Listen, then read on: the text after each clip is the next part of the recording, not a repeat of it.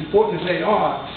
And it can be argued that this mitzvah, taking care of our health, is the most important one in Judaism because it overrides many other important mitzvot. We all know how important Shabbat is, but if a life can be saved, then it's not a matter of saying, well, I can't drive to the hospital, I can't use the phone. To save a life, everything must be done to do that. Even if it means violating Shabbat, it means eating medicine with unkosher ingredients, or not fasting on Yom Kippur, for example.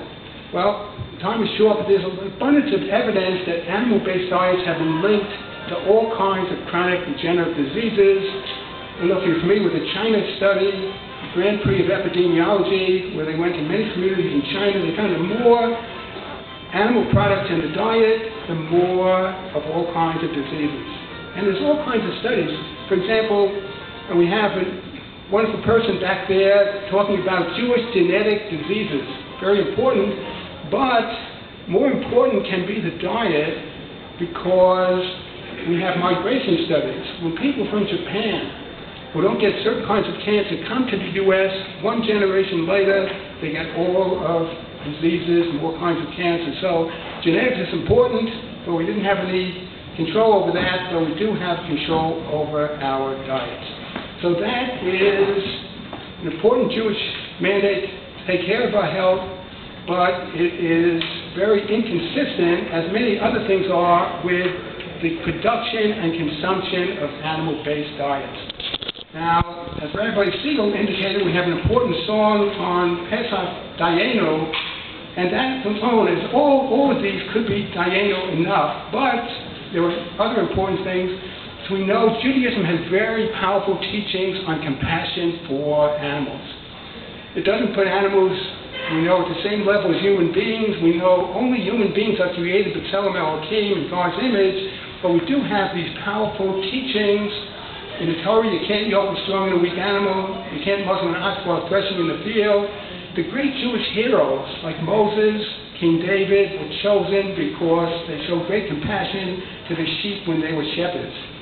The book of Psalms indicates that God's mercies are over all of his creatures. And the book of Proverbs indicates that the righteous individual considers the life of his or her animal. So it's a test for righteousness. And it's a test also for choosing a spouse, we know, because when Eliezer, the servant of Abraham, wanted to make sure that Isaac would get the proper wife, he used a test of kindness, and it was in terms of kindness to animals. And when Rebecca passed the test by not only providing water for Eliezer, but for 10 thirsty camels who had just crossed the desert, she passed that test. So here too, time is short, but the way animals are treated today on factory farms, and I hope this is something that Hechshet Tzedek will address, that's not only the slaughter process, but what happens on factory farms for the months of mistreatment of animals. For example, 250 million plus chicks are killed almost immediately after birth. 250 million chicks. Now, why is this done? Well, these are male chicks at the egg-laying hatcheries. Male chicks, of course, can't lay eggs, and they haven't been genetically programmed as the so-called growers have to have a lot of meat. So economically, it's just not feasible. So right after birth, they're separated, and males are put sometimes into a little container and suffocated to death, or they're ground up perhaps as pet food. It's one example. But the females who will lay the eggs aren't much better off in a way, because they're confined in spaces so small they can't even raise even one wing.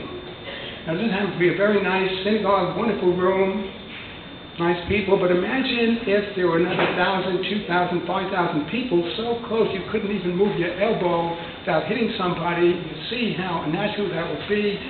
And the hens, therefore, tend to peck at each other. To avoid that, they don't say, well, something's wrong, let's give them more space. They say, well, let's de-beak these birds. Very cruel process without even any anesthesia.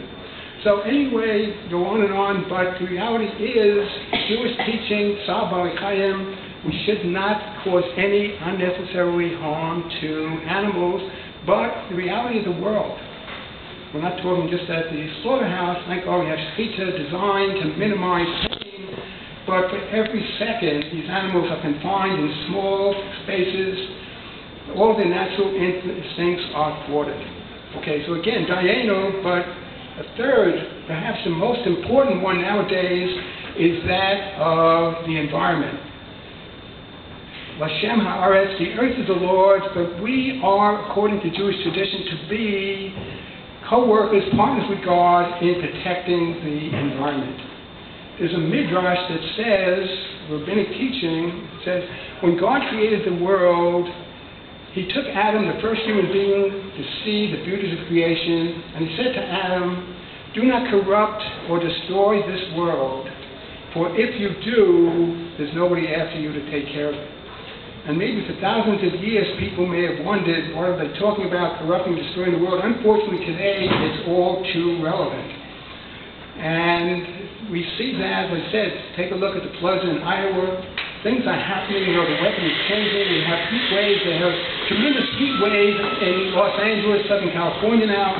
Israel, unfortunately, is threatened perhaps as much, probably more than other countries, because we know it's a semi-arid country, and yet the predictions are up to 30% less rain. Imagine that, where we know there happens to be right now a drought as severe as Israel has had in the last 10 years or so.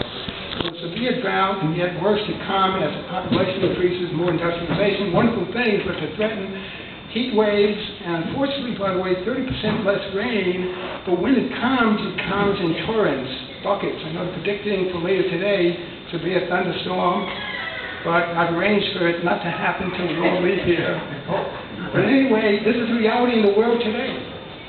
Storms, flooding, a 500-year storm in Iowa, things that you wouldn't expect. In 93, 15 years ago, they had a 100-year storm. Now the Mississippi and all the power of nature, and we see the cyclone that hit Burma, and many, many examples of this.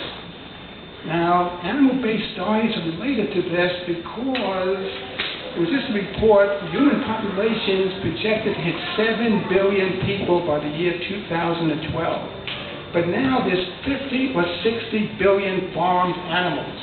And that is growing much faster. As a matter of fact, projected to double in the next 50 or so years.